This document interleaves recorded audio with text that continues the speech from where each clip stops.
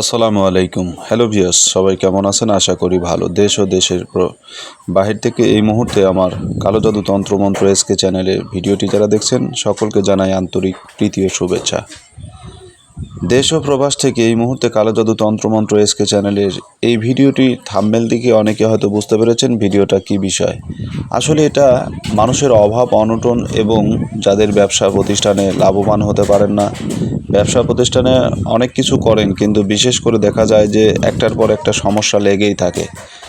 ঋণগ্রস্ত হয়েছেন, অনেক সময় দেখা যাচ্ছে যে ঋণে জর্জরিত হয়ে গেছেন বা অনেক টাকা পয়সা উপার্জন করতেছেন কিন্তু সেটা থাকে না, মানে একদিকে আসতেছে আরেকদিকে চলে যাচ্ছে, এই রকম সমস্যা হরহামেশাই হয়ে থাকে।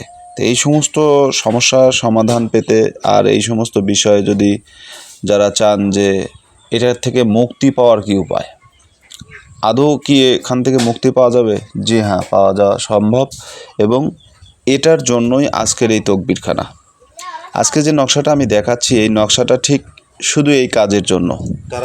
এটা আপনার সাংসারিক জীবনে, অর্থনৈতিক জীবনে এবং পারিবারিক জীবনে প্রত্যেকটা ক্ষেত্রে সুফল বয়ে নিয়ে আসবে। এক কথা, এই নকশা এবং এই তকবিরের দ্বারা আপনার জীবনে সুখ শান্তি বয়ে আসবে। এটা পবিত্র কালামি একটি নকশা।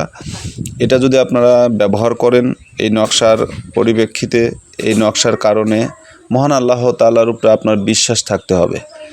আসলে মূলত কোনো কালাম বা কোনো কিছুরই ক্ষমতা নেই যে আপনাকে পরিবর্তন করতে পারে বা আপনার একটা কিছু ভালো বা মন্দ করতে পারে।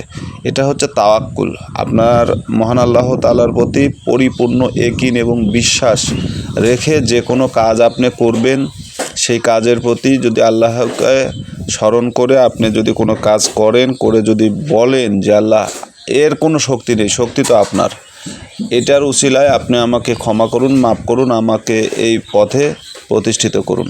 এই ধরনের নিয়মে, এই ধরনের কথাবার্তায় মহান আল্লাহর উপরে তাওয়াক্কুল করে যদি এই নকশাটা আপনারা আপনার জীবনে বাস্তবায়ন করতে পারেন, ইনশাআল্লাহ আমি কথা দিচ্ছি, আমি বলতেছি আপনার মনের আশা পূরণ হবে এবং আপনার অর্থনৈতিক, সামাজিক সমস্ত ক্ষেত্রে আল্লাহ তাআলার অশেষ দয়া মেহেরবানিতে ইনশাআল্লাহ আপনি ভালো ফলাফল পাবেন, ভালো রেজাল্ট পাবেন।